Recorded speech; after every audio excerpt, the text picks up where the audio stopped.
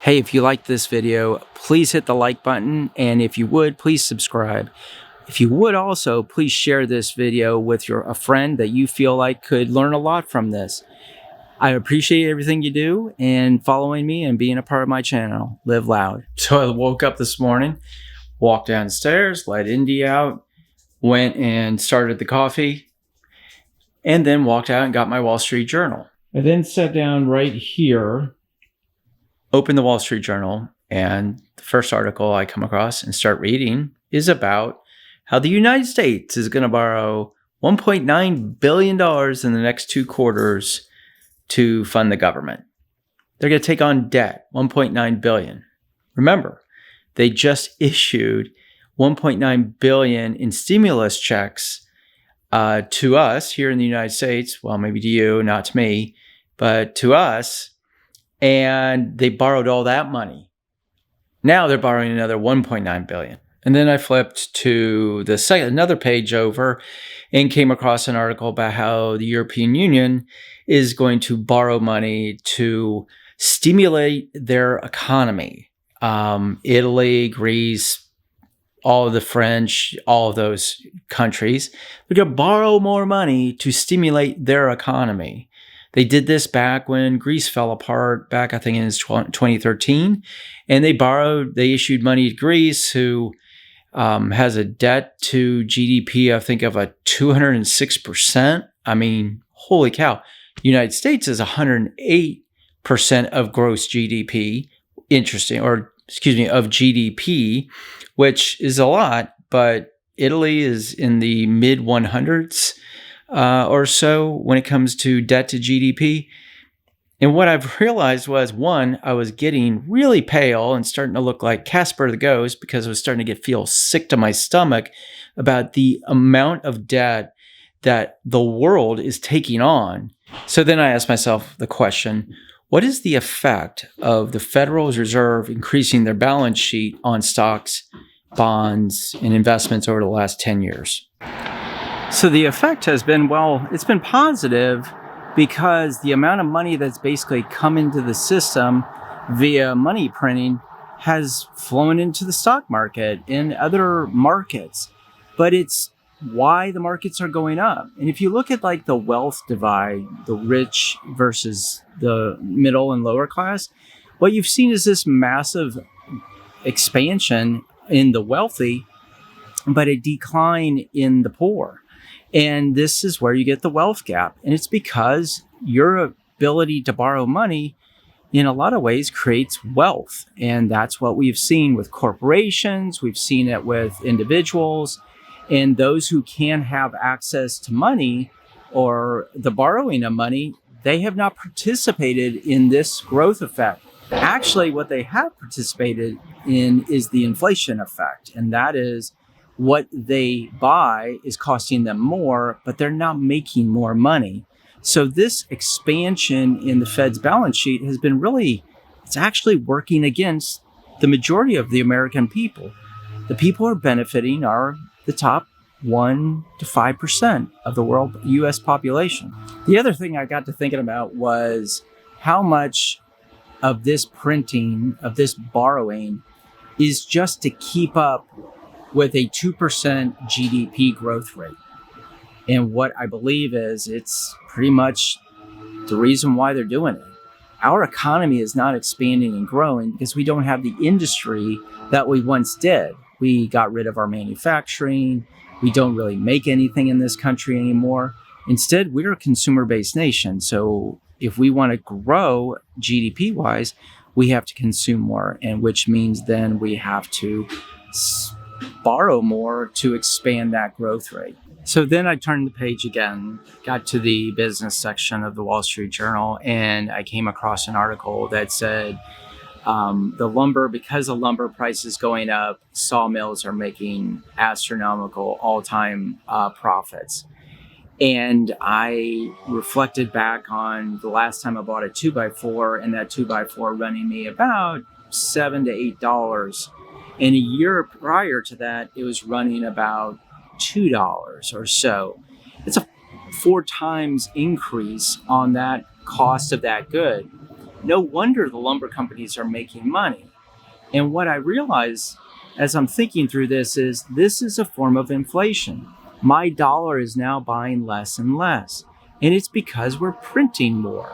The supply is increasing in the dollar environment, so we're devaluing the dollar. But then the demand, because interest rates are so darn low and so cheap, the cost of demand for those products like lumber and new homes and stuff has skyrocketed.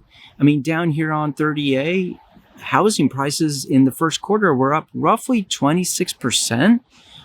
I mean, that's insane. In a 3-month period of time, the value of my home potentially went up 26%. That's nuts. So then I got to thinking about my portfolio. And last year I had a great year. I mean, we all, for the most part, had a great year because equities went up and everything rallied off the lows of March of 2020. But then I started thinking about that 15% increase on an annual basis of the Federal Reserve's balance sheet. And I'm thinking about what it's doing to the currency that I value my portfolio in.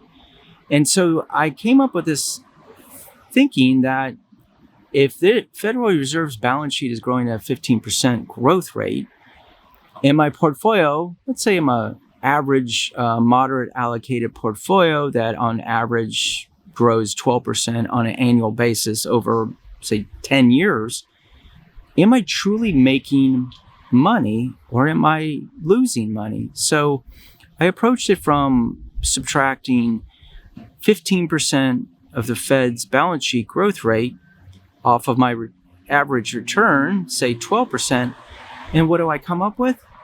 A negative 3% growth rate. Am I really making money? I don't think so. Which brings me to what does make money? What asset class is beating the expansion of the Federal Reserve's balance sheet over the last 10 years? And it wasn't really hard to find that. I mean, you can Google it. What was, how did in comparison, what asset classes outperformed any asset, everything in the last 10 years? And what you find is it's cryptocurrency, in particular, Bitcoin. Bitcoin has, in the last 10 years, has grown 230% annually. Bitcoin in the last 10 years has averaged a 230% average annual return, 10 times more than the average annual return of the or the NASDAQ 100, 10 times more. And I know a lot of people will say, wait a second, Bitcoin is not real. It's a fad, this, that, and the other. But it's not the cryptocurrency, the currency element of Bitcoin that we need to be focused on. It's the technology. And what the technology of blockchain is doing is changing our world. It's changing finance. And so we're beyond the point where we can ignore it. So if I want to beat the Federal Reserve's balance sheet expansion of 15%, the only asset class that's going to beat it is cryptocurrency. One of the reasons why I don't believe this is a joke is because of the example I gave earlier. And that was when I go into Starbucks and I have the ability to pay with cash, credit card, or crypto or Bitcoin, that's a major large cap corporation who has basically endorsed the cryptocurrency world. When I can go to Home Depot and buy lumber or home supplies from them and pay in Bitcoin, which you can, it's gaining mainstream momentum. When you look at Microsoft, Whole Foods, Amazon, you look at PayPal now offering this along with Square as a payment option, you can't ignore what is happening in cryptocurrency. And this is where I look at how am I allocating my portfolio for the future? How am I hedging this devaluation of the US dollar, the rise in inflation? How am I beating all this? And this is where I've added cryptocurrency to my overall allocation. I personally still own stocks. I will own bonds when it's necessary, but I have a sizable chunk in crypto. And when I look at the overall returns I've had in the last 5 months, it's all because of crypto. All because of crypto. So how do you integrate this into your portfolio? Well, first of all, you need to do your homework. You need to understand what cryptocurrency is. Second, you should reach out to your financial advisor and talk to them more and more about it. Push them to give you an education on this. And if they don't have the education, push them to get educated on this because it's coming. I mean, when Fidelity and major asset managers on a global scale are now developing exchange traded funds or ETFs that probably will be launched second half of this year, you know this stuff is real. When Tesla accepts it as a form of payment for a car, it's a real deal.